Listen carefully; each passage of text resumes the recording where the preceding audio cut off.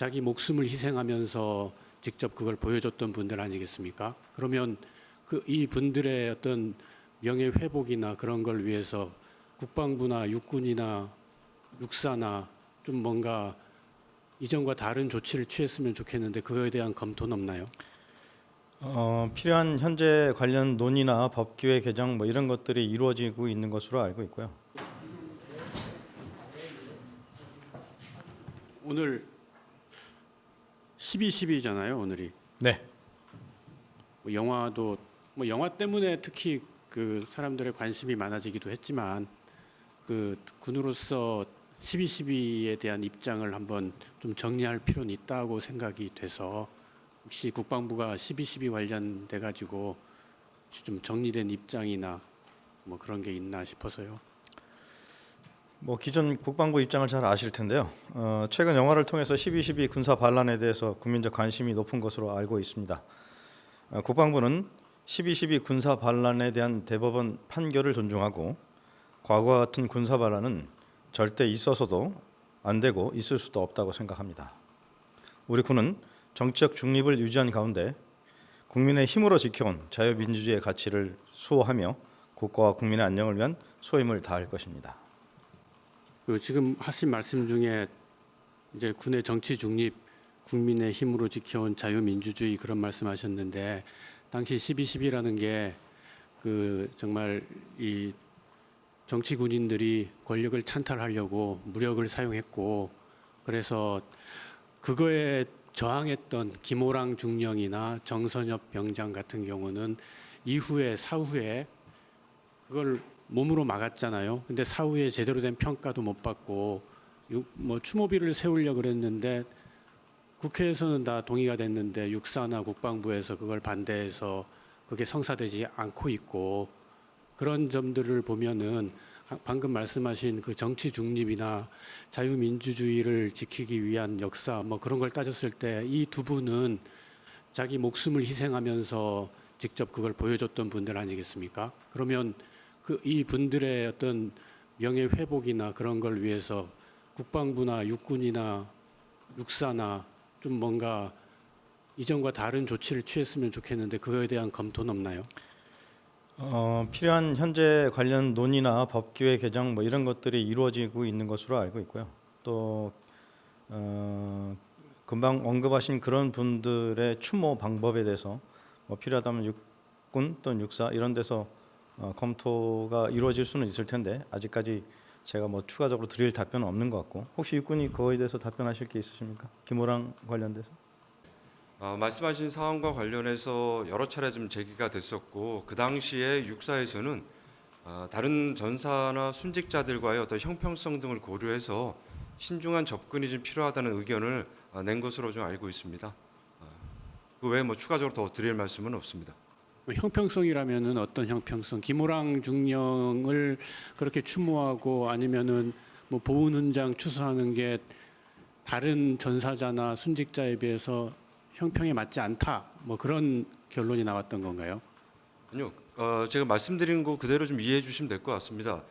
예를 들어서 육사에서는 지금 그 각종 6.25 전쟁이라든가 이럴 때 전사하신 분이 약 1,400여 명 정도 되시는 걸로 알고 있습니다. 그래서 그분들까지 다 고려해서 좀 신중하게 접근하는 게 필요하다고 의견을 낸 것으로 알고 있습니다. 그러니까 6.25 전사자와 12.12를 막다가 전사한 그분들과의 형평성 그걸 맞춰야 된다는 그런 뜻인가 보죠. 제가 말씀드린 부분에 대해서 뭐 여러 가지 해석이나 평가가 있을 수 있을 거라 생각이 되는데 제가 드린 말씀으로 다 가름하겠습니다.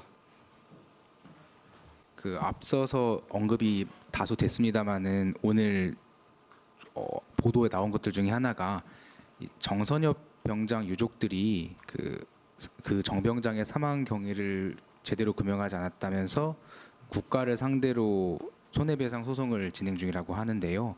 이 과정에서 국방부가 정부를 대표해서 하는 거겠습니다마는 국방부가 이제 뭐 배상 체계가 이미 존재해서 뭐 별도의 위자료나 이런 것들이 뭐 이중 배상 소지가 있어서 좀 이런 것들이 좀 제한이 된다 이렇게 논리를 펴고 있다라는 보도가 나왔었는데요.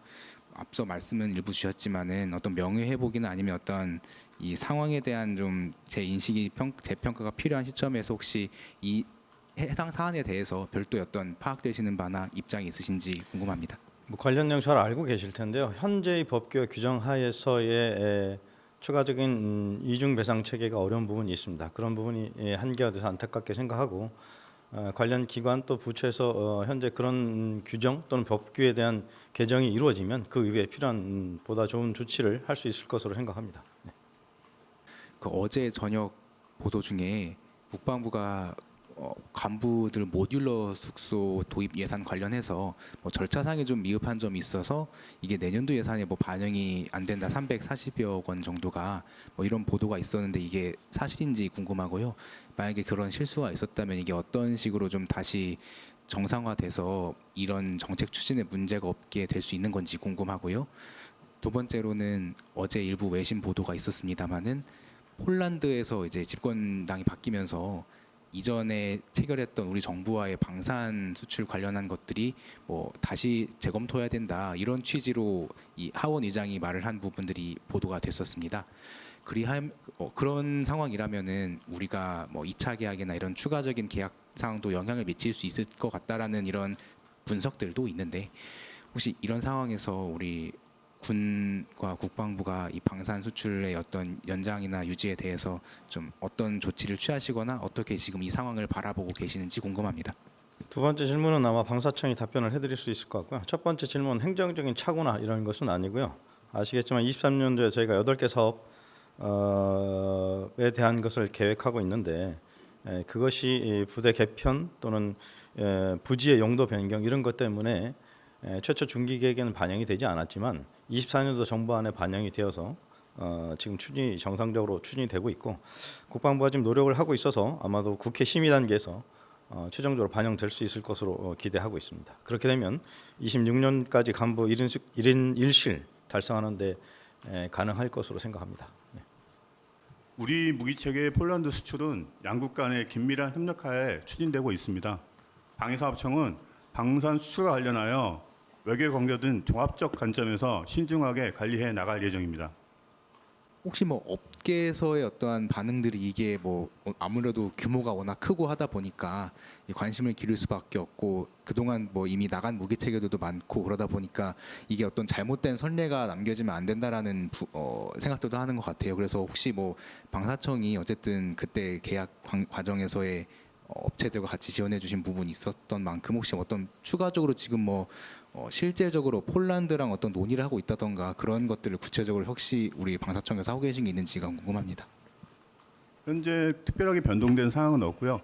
저희 관계부처와 업계가 지금 폴란드 상황에 대해서 예의주시하고 있습니다. 브리핑 마치겠습니다.